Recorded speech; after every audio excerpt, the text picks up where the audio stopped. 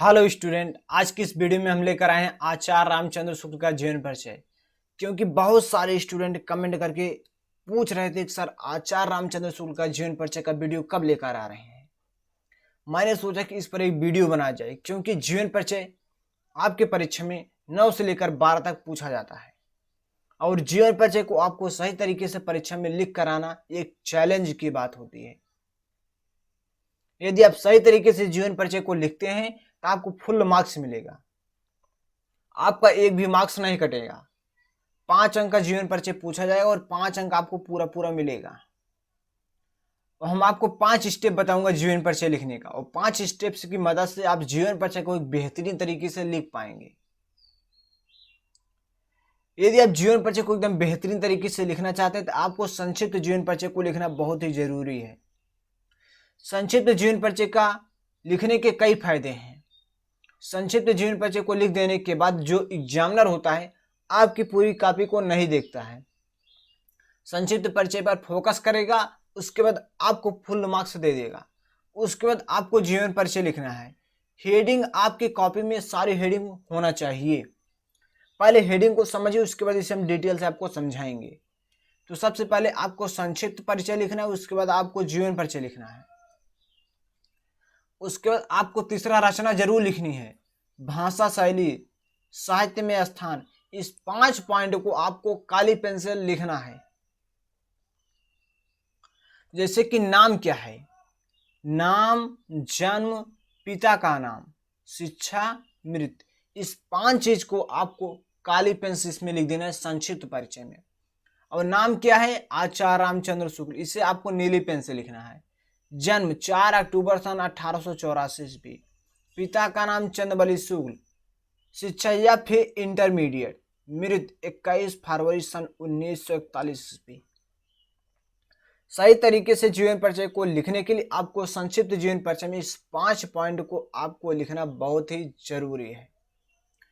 उसके बाद आपको जीवन परिचय को लिखना है। जीवन परिचय को शुरू करने से पहले आपको जो है यहाँ जीवन परिचय डालना है, इसे काली पेन से, मोटे पेन से डालना है। और जो पेन होती है स्केच से आपको नहीं डालना है। स्केच जैसे कि आपकी कॉपी किसी भी कंडीशन में यदि भीग गई तो पूरा पेज को खराब कर देगा, इसलिए आपको इस सूखी पेन से डालना है इसे, ठीक। अब चलिए हम आप समझते हैं किस प्रकार से आपको जीवन परिचय को लिखना है, जिससे कि आपको 1 से 2 बार पढ़ने के बाद याद हो जाए। जीवन परिचय लिखने का मतलब उसकी कहानी को आपको समझ लेना है और जीवन परिचय को आपको अपने दिमाग में सेट कर लेना है किस प्रकार से जीवन परिचय को लिखा जाता है।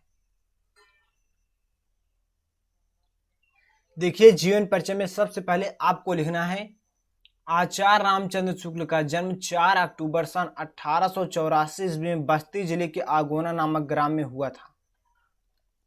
इनके पिता का नाम चंदबली शुक्ल था।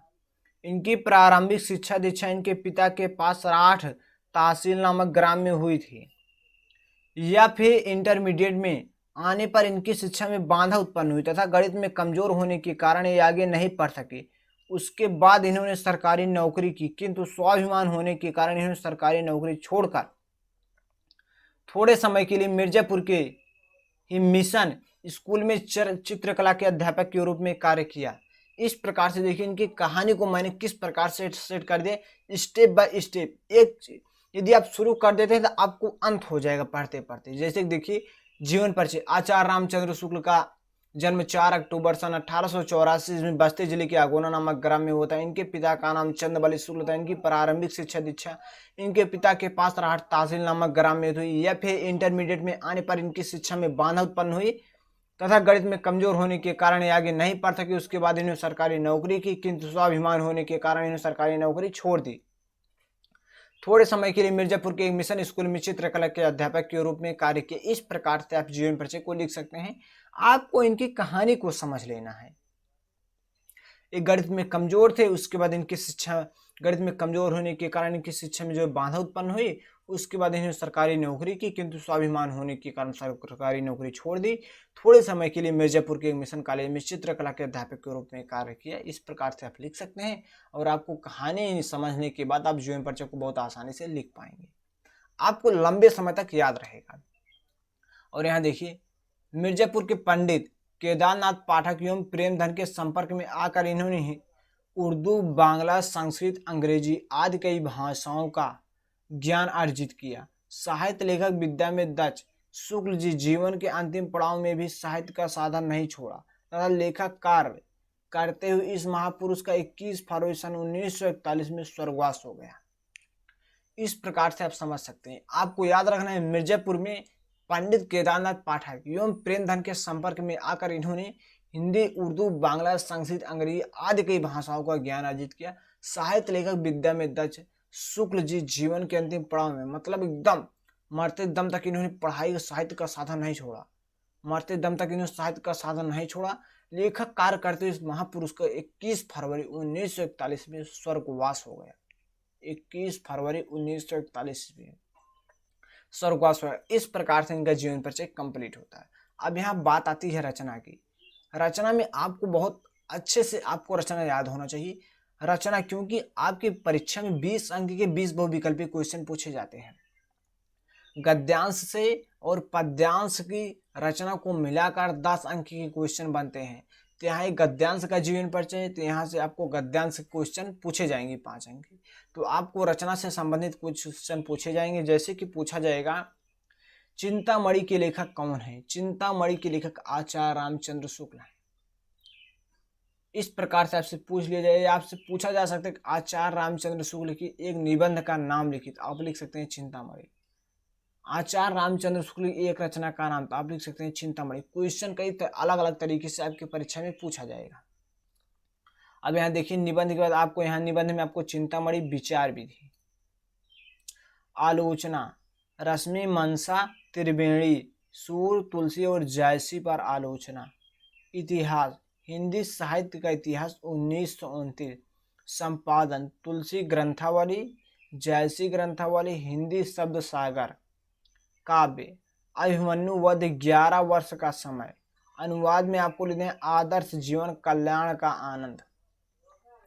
अब भाषा शैली, आपको 5वां पॉइंट आपको लिखना है, चौथा पॉइंट आपको लिखना है भाषा शैली।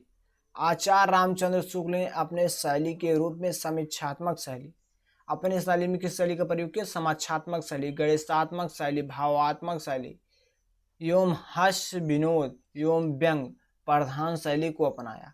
आचार्य रामचंद्र शुक्ल अपने शैलियों में हिंदी, अंग्रेजी, उर्दू तथा संस्कृत भाषा का प्रयोग किया है।